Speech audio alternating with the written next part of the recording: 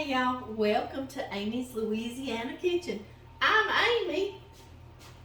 Figure that, go figure that, right? And I just made this pecan slab pie. I've done it with y'all before, but if you want to stay with me, we'll make this one. Blah, blah, blah, blah, blah.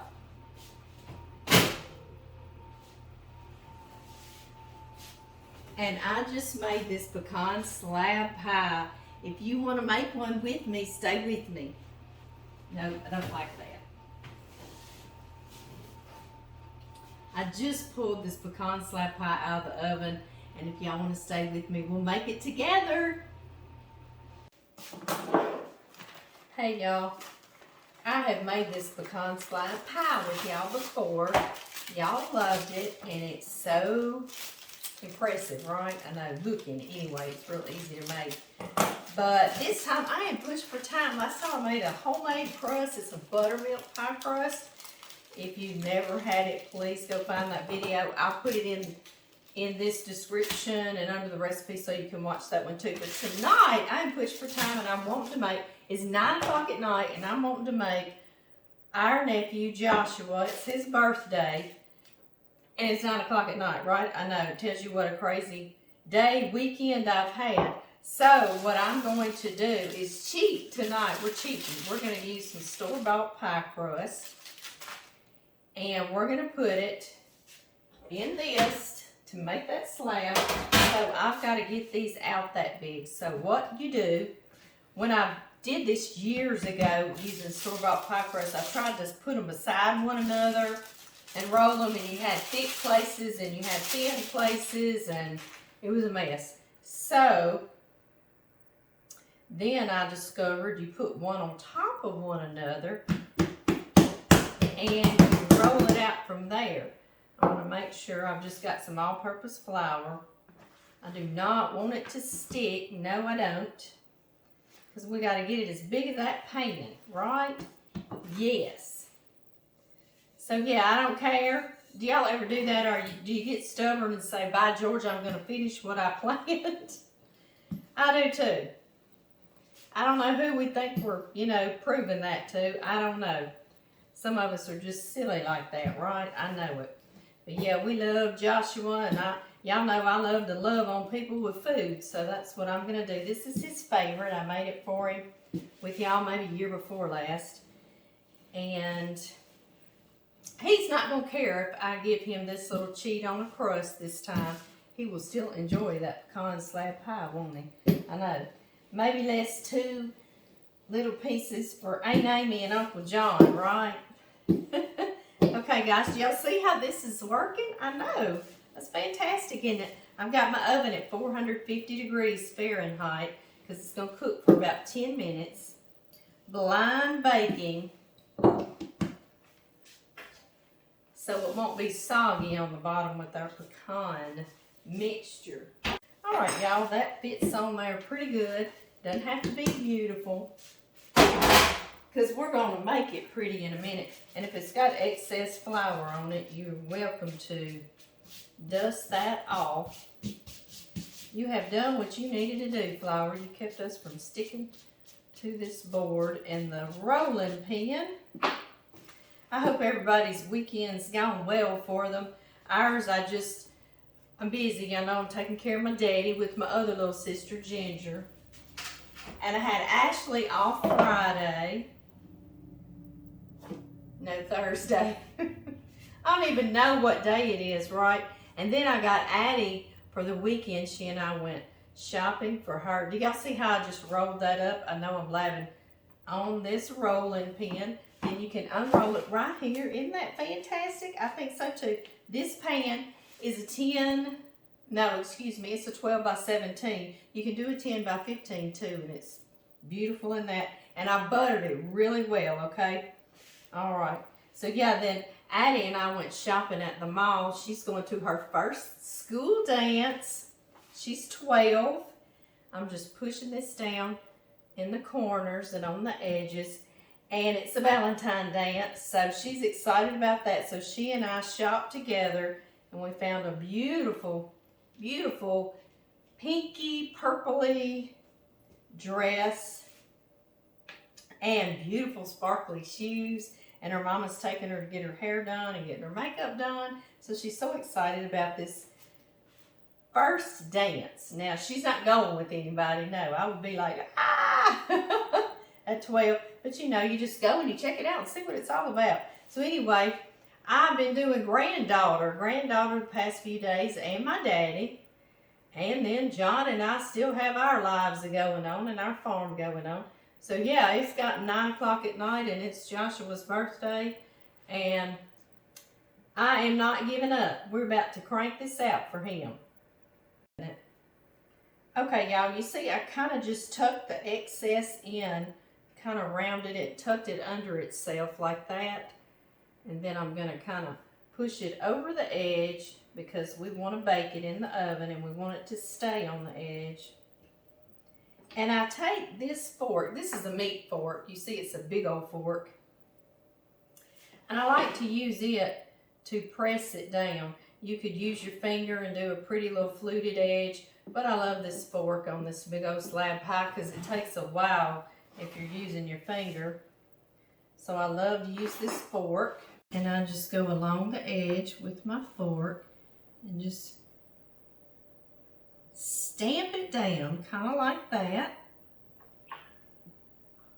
Make it pretty, pretty and fast. That's what we need tonight.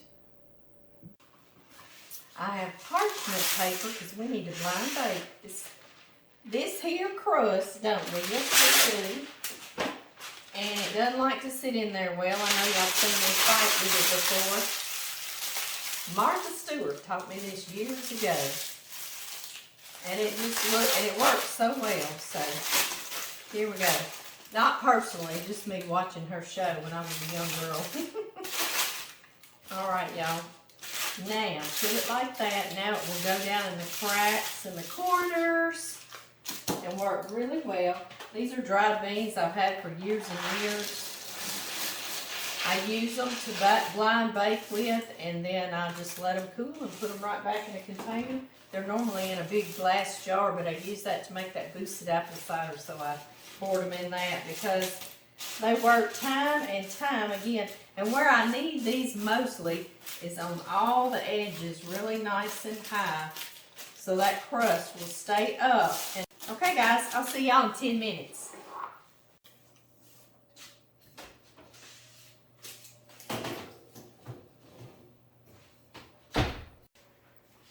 In the meantime, we'll mix up our wonderful filling because this is a big pie. This is almost like 2.5 to 3 pies in that sheet. It sure is. We've got 6 eggs. Fresh eggs, room temp is best. We'll get ready to bake so it doesn't have to get over that coldness, right? I'm going to beat these a bit.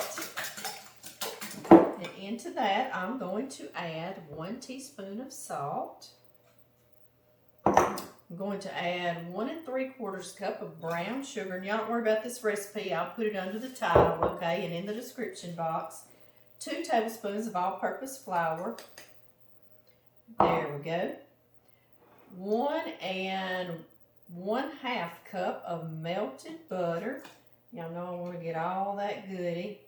So y'all excuse me just another second, right? And then 1 1/2 cups of light Karo syrup. That's what this is. Light corn syrup, I should say, because Karo is just the brand name. And I did not spray my container with that cooking spray because it's supposed to be bad for us, right? So I went old school and I just put butter in there to help it come out real easy. Or this spatula will do the job, won't it? Says we don't need any cooking spray. No, we don't. Now vanilla. I'm going to put 1 teaspoon, and I always go generous. Like I let it just kind of overflow, right? And then we'll mix this together. Makes a yummy, almost praline-like syrup that bakes up really well in here. I love the slab pie because it's not quite as thick as a pecan pie, and it's kind of like pecan pie bars, I guess you might could say it's like, yeah. Get this mixed well.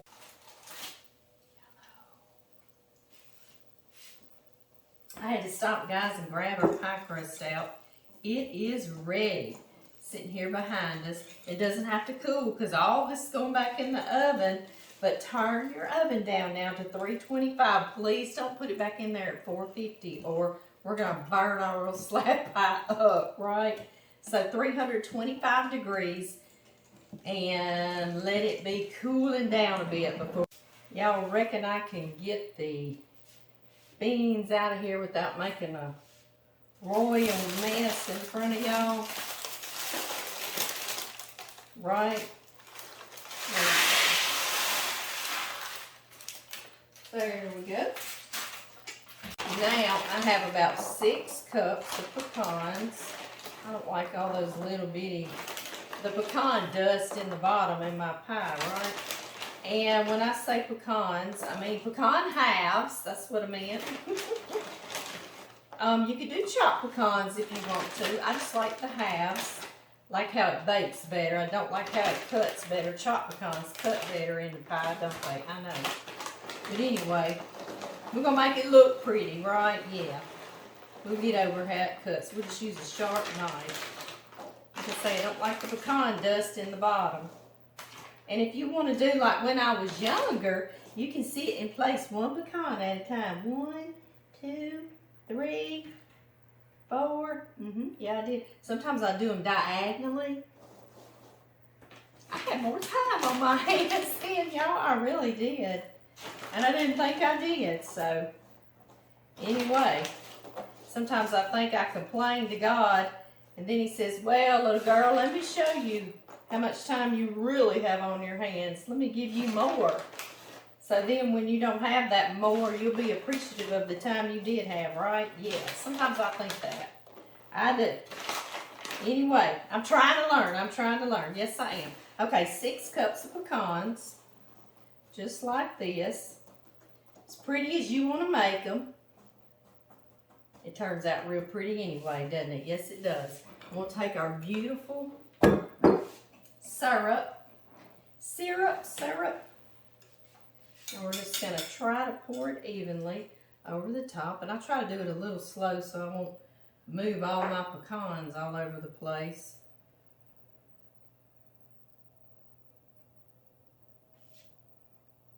Try.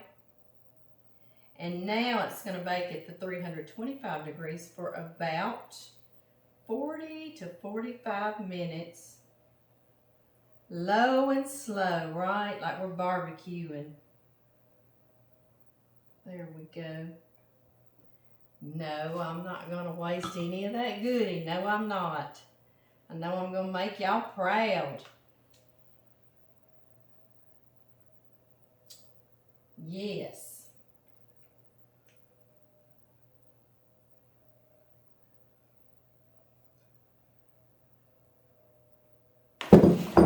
Alrighty. I've got the stuff I want to make us a slab quiche pie. Y'all know I have to call that a breakfast pie to John Murray, or he gets scared. Okay, I'll see y'all when this is done. Y'all, this slab pie is looking good, but it's got about 10 more minutes. And my crust is as brown as I want it. And my pecans are as toasted as I want it. And they look good. So I'm going to tint it now with some foil. That way it'll protect that crust in those pecans until the inside gets good and set.